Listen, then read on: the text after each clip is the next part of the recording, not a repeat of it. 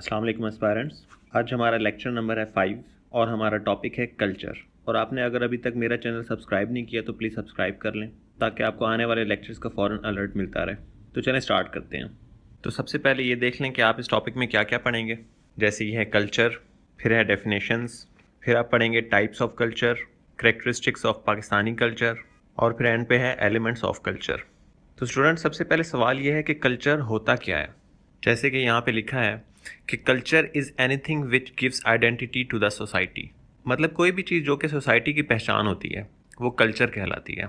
जैसे कि आपको पता है कि हम एक सोसाइटी में रहते हैं तो हम क्या पहनते हैं, क्या बोलते हैं, हमारी नॉर्म्स और वैल्यूज़ क्या हैं, हम किन बातों को इम्पोर्टेंट समझते हैं, किन को नहीं समझते, हम क्या काम करते हैं, हम किस ज़ुबान में बोलते हैं, हमारा दीन क्या है, हमारी रवायात क्या हैं और हमारा एक दूसरे से ताल्लुक़ कैसा होता है, ये सब कुछ कल्चर की निशानी है।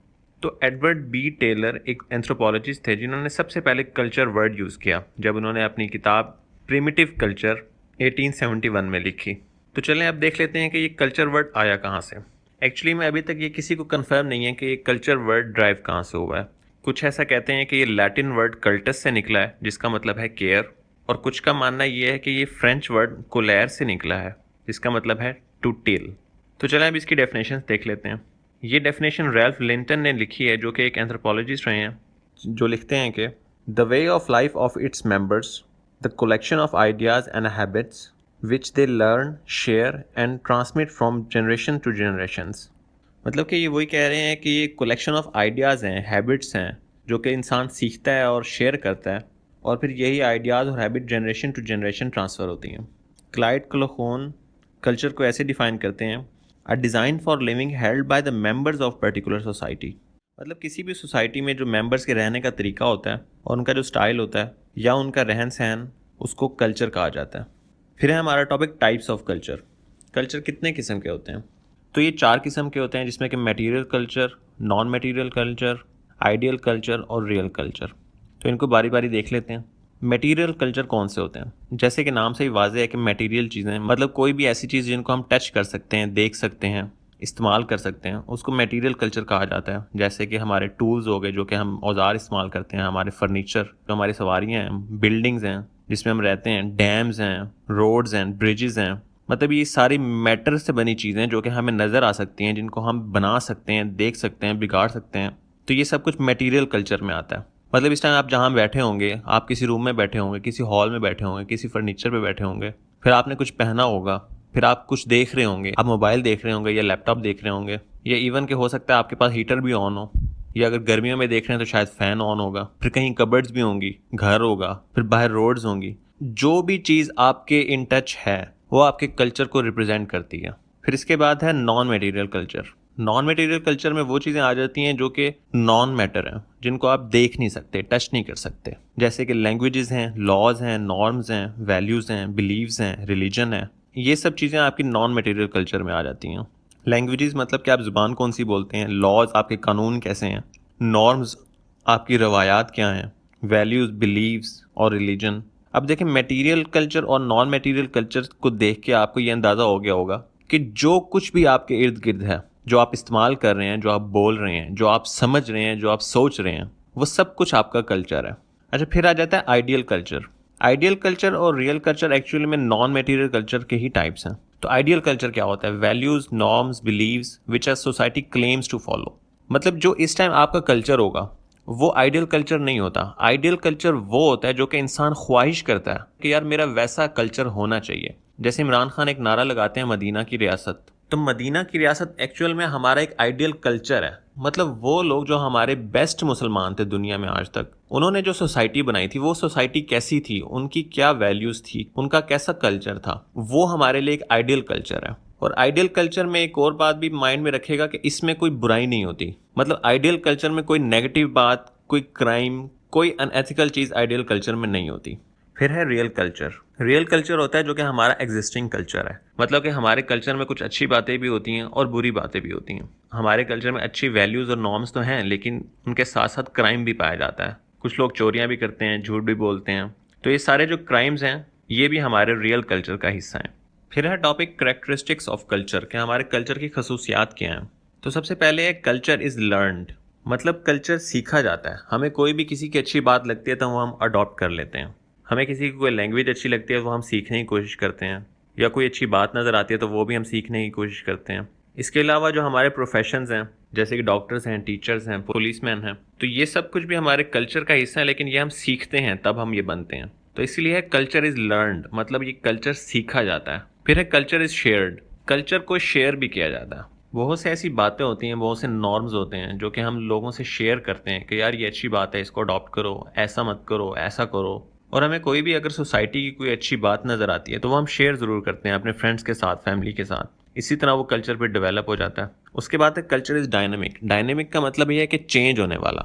हमारा कल्चर हर थोड़े टाइम बाद चेंज होता रहता है। फॉर एग्जाम्पल अगर आप देखें, और ये तकरीबन हर टाइम पीरियड के बाद कल्चर टोटली डिफरेंट हो जाता है। फॉर एग्जांपल अगर आप देखें, जब हमारा मुल्क आज़ाद हुआ था उस टाइम हमारे हालात क्या थे, हमारा कल्चर उस टाइम कैसा था, और अब हमारा कल्चर कैसा है, ज़मीन आसमान का फ़र्क होगा। फिर आप ये देखेंगे कि हमारी सोसाइटी में जो ज़्यादातर एलीट क्लास है वो वेस्टर्न कल्चर को अडॉप्ट कर रही है, तो इस वजह से हमारा कल्चर भी थोड़ा थोड़ा चेंज होता जा रहा है, हमारी नॉर्म्स भी चेंज होती जा रही हैं। तो कल्चर किसी का भी एक जैसा नहीं होता, culture with time being change होता रहता है। फिर है कल्चर इज़ इंटीग्रेटेड। कल्चर आपस में इंटीग्रेट भी होता है। जैसे कि आपको पता है कि हमारे मुल्क में पंजाबी, सिंधी, बलोची सब इकट्ठे रहते हैं, तो इन सब का कल्चर भी आपस में इंटीग्रेट हुआ हुआ है। हम अपनी वैल्यूज़ को शेयर करते रहते हैं, हम एक दूसरे की बातों को अडॉप्ट करते हैं। आपको एक एग्जांपल ऐसे भी देता हूँ कि एक फॉर एग्जांपल एक बंदा होगा जिसने शॉल सिंधी पहनी होगी, पिशावरी चप्पल पहनी होगी, शलवार उसकी बलोची होगी, और कैप उसने वेस्टर्न पहनी होगी। मतलब मैं ये समझाना चाह रहा हूँ कि कल्चर जो होता है वो इंटीग्रेटेड होता है। वो जो हमारे डिफरेंट लोग हैं उनकी डिफरेंट डिफरेंट वैल्यूज़ हैं जिनको वो इंपॉर्टेंस देते हैं, तो जब वो आपस में मिलते हैं तो उनकी जो कल्चर है वो इंटीग्रेट हो जाता है और एक नई शक्ल बन के सामने आ जाती है। फिर है culture is universal. Culture universal भी होता है, मतलब यूनिवर्सल का मतलब यह है कि पूरी दुनिया में एक चीज़ कॉमन हो। फॉर एग्जांपल शादी है, शादी पूरी दुनिया में की जाती है, चाहे कोई भी रिलीजन हो उसमें शादी ज़रूर होती है। फॉर एग्जांपल मुसलमान हो वो भी शादी करते हैं, क्रिश्चियंस हैं वो भी शादी करते हैं, हिंदू है वो भी शादी करते हैं। तो ये वो चीज़ है जो कि पूरी दुनिया में एक यूनिवर्सल है। तो शादी एक वो कल्चर है जो कि यूनिवर्सल है। फिर एक culture depends on symbols. Her culture के अलग अलग सिंबल भी होते हैं। सिंबल का मतलब ये है कि वो इशारे जो कि डिफरेंट कल्चर में मशहूर होते हैं। फॉर एग्जांपल अगर आप न्यू थम्स अप कर लें तो थम्स अप का मतलब होता है येस, बेस्ट, गुड, ओके। तो ये एक सिंबल है, ये एक यूनिवर्सल सिंबल भी है। इसी तरह अगर आप अपनी लिटिल फिंगर उठाएं तो उसका मतलब ये होगा कि मैंने वॉशरूम जाना है। बाकी फिंगर्स के भी डिफरेंट मतलब होते हैं, आपको पता ही होंगे। फिर और सिंबल ये, आप अपने फेस को यूं हॉरिजॉन्टली मूव करें तो वो उसका मतलब है नहीं, वर्टिकली मूव करें तो उसका मतलब है यस। मतलब ये सिंबल भी कल्चर के एक करैक्टर है। फिर है हमारा topic characteristics of Pakistani culture. Pakistani culture की क्या खसूसियात हैं आपको पता ही है, और मैंने अपने लास्ट लेक्चर में भी ये बताया था कि हमारा जो पाकिस्तानी कल्चर है उसमें रिलीजन का एक बहुत बड़ा किरदार है। हमारे मुल्क में तकरीबन 96 to 97% लोग मुसलमान हैं, तो इस वजह से हमारा जो कल्चर है वो एक इस्लामिक कल्चर है। बाकी माइनॉरिटीज़ हमारे यहाँ बहुत कम तादाद में पाई जाती हैं, उनका भी एक अलग कल्चर है, लेकिन वो ज़्यादातर हमारे कल्चर के साथ इंटीग्रेट भी हो जाता है। जैसे फॉर एग्जांपल वो हमारी ईदें भी मनाते हैं, हमारी जो हॉलीडेज़ होती हैं उनको भी इंजॉय करते हैं। फिर सेकंड है इस्लामिक वैल्यूज़। जैसे कि मैंने अभी बताया कि इस्लामिक वैल्यूज़ ही हमारा कल्चर है। जो चीज़ इस्लाम में ठीक है वो हमारे कल्चर में भी ठीक है, जो चीज़ इस्लाम में गलत है वो हमारे कल्चर में भी गलत है। हमारे कल्चर में हम रेड मीट खा सकते हैं क्योंकि इस्लाम हमें अलाउ करता है। हम पॉर्क नहीं खा सकते क्योंकि हमें इस्लाम अलाउ नहीं करता। हम अल्कोहल यूज़ नहीं कर सकते क्योंकि इस्लाम के अंदर वो हराम है। हमारी इस्लामिक वैल्यूज़ और हमारी पाकिस्तान की वैल्यूज़ इंटीग्रेटेड हैं। फिर है नेशनल एंड रीजनल लैंग्वेजेस। इसके बारे में मैंने आपको पहले भी बताया था। हमारी लैंग्वेजेस जो हैं, जो कि सिंधी, बलोची, पंजाबी, पश्तो, इस्माइली, पोटोहारी, ये सब भी हमारे कल्चर की खसूसियात हैं। फिर है लिटरेचर एंड पोइट्री। लिटरेचर और पोइट्री को हमारे कल्चर में बहुत इंपॉर्टेंस दी जाती है। हमारे जो शायर हैं जैसे फैज़ अहमद फैज़, जॉन एलिया, अलामा मोहम्मद इकबाल, गालिब, इन सब का हमारे कल्चर को शेप देने में बहुत अहम किरदार है। और हमारे कल्चर को रिच कल्चर भी इसीलिए समझा जाता है क्योंकि हम अपने वैल्यूज़ और अपने नॉर्म्स को बहुत ज़्यादा अहमियत देते हैं। फिर है ड्रेस एंड डाइट। हम कपड़े कैसे पहनते हैं, ज़्यादातर हमारे यहाँ शलवार कमीज़ पहनी जाती है। फिर शॉल भी लिए जाते हैं, सिंधी शॉल बहुत मशहूर है। हमारी जो कैप्स होती हैं वो भी एक अलग ही किस्म की होती हैं, जो कि सिंधी बलोची कैप, उनका भी आपको पता ही होगा। ख़वातीन भी यहाँ पे ज़्यादातर शलवार कमीज़ पहनती हैं। यहाँ पे औरतें हिजाब भी करती हैं। और जो हमारी बड़ी उम्र की पुरानी ख़वातीन हैं उनका आपको याद होगा कि वो एक टोपी वाला बुर्का भी होता था।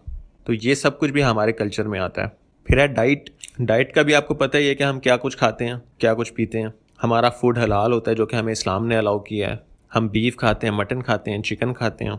उसके अलावा सब्जियों में हम तकरीबन सारी सब्ज़ी खाते हैं। फिर एग्स, ब्रेड और इसके अलावा हमने कुछ वेस्टर्न कल्चर से भी चीज़ें अडॉप्ट की हैं, जो कि जैसे कि हमारा फास्ट फूड होता है जिसमें बर्गर्स, पिज़्ज़ाज, लजानियाज, पास्ताज, ये सब कुछ भी हमने अपने कल्चर में शामिल कर लिया। जैसे कि अभी मैंने पहले बताया था कि डायनेमिक होता है, चेंज होता रहता है, तो ये सब कुछ भी हमारे कल्चर का हिस्सा बन गया अब। फिर है मेल डोमिनेटेड सोसाइटी। जैसे कि लास्ट लेक्चर में भी था कि हमारी सोसाइटी जो है वो मेल डोमिनेटेड है। यहाँ पे ज़्यादातर मर्द लोग काम करते हैं। पैसे कमाने की जो जिम्मेदारी होती है वो ज़्यादा मर्द पे होती है। औरतों को यहाँ पे ज़्यादा अच्छा ये समझा जाता है कि वो बच्चों की ज़्यादा अच्छी परवरिश करें और नेक्स्ट जनरेशन को तैयार करें। लेकिन इनके अलावा कुछ ख़वातीन जॉब भी करती हैं, और अब एजुकेशन में भी लड़कियों के पास जो अपॉर्चुनिटीज़ हैं वो तकरीबन लड़कों के बराबर ही हैं। लेकिन इन सब के बावजूद भी मेल अभी तक ज़्यादा डोमिनेटेड है, क्योंकि हमारी जो फैमिली का सरबराह होता है वो भी एक मेल होता है, और उसी का जो डिसीजन होता है वो पूरी फैमिली पे लागू किया जाता है। फिर है हैंडीक्राफ्ट्स। हमारे जो हैंडीक्राफ्ट्स हैं वो हमारे कल्चर में बहुत इंपॉर्टेंस रखते हैं, जैसे कि एम्ब्रॉयडरी हो गई, leather work, would work, carpet making, metal craft, ये सब कुछ भी हमारे कल्चर का एक बहुत ही ज़रूरी हिस्सा है। फिर है स्पोर्ट्स। जैसे कि हमारे मुल्क का नेशनल गेम जो है वो हॉकी है। इसके अलावा जो बाकी गेम्स हैं वो भी बहुत जोश व वल्वले से खेली जाती हैं, जैसे कि cricket, kabaddi, badminton, football, tennis, ये सब भी हमारे कल्चर का हिस्सा है। फिर है एजुकेशन। एजुकेशन का भी आपको पता है कि हमारे यहाँ जो एजुकेशन पाई जाती है, जैसे कि प्राइमरी होगी, सेकेंडरी है, फिर इंटरमीडिएट और फिर हायर एजुकेशन। फिर डिफरेंट टाइप्स की एजुकेशन हमारे यहाँ पाई जाती है, जैसे कि मेडिकल एजुकेशन हो गई, इंजीनियरिंग डिपार्टमेंट अलहदा है, सोशल वर्कर्स अलहदा हैं, मतलब सोशल एजुकेशन भी यहाँ पे करवाई जाती है। फिर है रिलीजियस फेस्टिवल्स। हमारे जो रिलीजियस फेस्टिवल्स हैं जो कि इस्लामिक फेस्टिवल्स हैं, जैसे कि 2 ईदें यहाँ पे पाई जाती हैं, रमज़ान होता है, ईद मिलादुन नबी होती हैं, ये सब हमारे रिलीजियस फेस्टिवल्स हैं जो कि हमारे कल्चर को रिप्रेजेंट करते हैं। तो ये सब थी कैरेक्टरिस्टिक्स ऑफ पाकिस्तानी कल्चर। आपने इनमें एक और बात भी नोट की होगी, अगर आपने मेरा पिछला लेक्चर सुना है तो जो उसमें कैरेक्टरिस्टिक्स ऑफ पाकिस्तानी सोसाइटी थी वो बिल्कुल सेम है कैरेक्टरिस्टिक्स ऑफ पाकिस्तानी कल्चर के। तो इस चीज़ को भी आप माइंड में रखेंगे और आपके लिए तैयार करने में भी आसानी होगी। फिर हमारा लास्ट टॉपिक है एलिमेंट्स ऑफ कल्चर, मतलब कल्चर किन चीज़ों से बना है। ये भी तकरीबन वही सारी चीज़ें हैं, जैसे कि लैंग्वेज है, रिलीजन है, एजुकेशन है, नॉर्म्स हैं, वैल्यूज़ एंड बिलीव्स हैं, कस्टम्स एंड ट्रेडिशंस हैं, आर्ट एंड लिटरेचर है, पॉलिटिकल सिस्टम है, इकोनॉमिक सिस्टम है, सिंबल्स हैं, फैमिली सिस्टम है। इसमें बाकी सारी चीज़ें तो तकरीबन वही हैं, लेकिन जो न्यू है उनको मैं थोड़ा सा आपको बता देता हूँ। जैसे हमारा पॉलिटिकल सिस्टम है, हमारे यहाँ पार्लियामेंट्री फॉर्म ऑफ गवर्नमेंट पाई जाती है, और कहने को तो हमारे यहाँ जमहूरियत है, जो कि इस्लामिक जमहूरियत जिसको हम कहते हैं, लेकिन असल में तो आपको पता ही है कि यहाँ पे जमहूरियत है या नहीं है। फिर हमारा इकोनॉमिक सिस्टम है। वैसे तो हम कहते हैं कि हम इस्लाम की वैल्यूज़ को अडॉप्ट करते हैं, लेकिन इकोनॉमिक सिस्टम हमारा ज़्यादातर इस्लाम से मैच नहीं करता, क्योंकि यहाँ के जो बैंकिंग सिस्टम है उसमें इंटरेस्ट पाया जाता है, और इस्लाम के अंदर तो ये खुदा से जंग है। तो इकोनॉमिक सिस्टम में ज़्यादातर कैपिटलिस्टिक सिस्टम को अडॉप्ट किया हुआ है, मतलब यहाँ पे प्राइवेट ओनरशिप होती है, और अगर कोई भी बिजनेस करना चाहे और जिस भी लेवल पे करना चाहे तो उसको फैसिलिटी अवेलेबल होती है। तो ये कुछ नई चीज़ें थी जो कि इसमें एलिमेंट्स में आती हैं, ये सब हैं एलिमेंट्स ऑफ कल्चर। तो ये था हमारा टॉपिक कल्चर, जो कि बहुत आसान टॉपिक है, इसमें कोई रॉकेट साइंस नहीं है। आपने इन सब के सिर्फ हेडिंग्स को याद कर लेना है और उसको आपने अच्छी वर्डिंग में डिफाइन कर देना है। और अगेन मैं ये कहना चाहूँगा कि चैनल सब्सक्राइब नहीं किया तो प्लीज़ सब्सक्राइब कर लें। और हमारा नेक्स्ट टॉपिक होगा सोशलाइजेशन के ऊपर और सोशल नॉर्म्स के ऊपर। तब तक के लिए शुक्रिया, अल्लाह हाफिज़।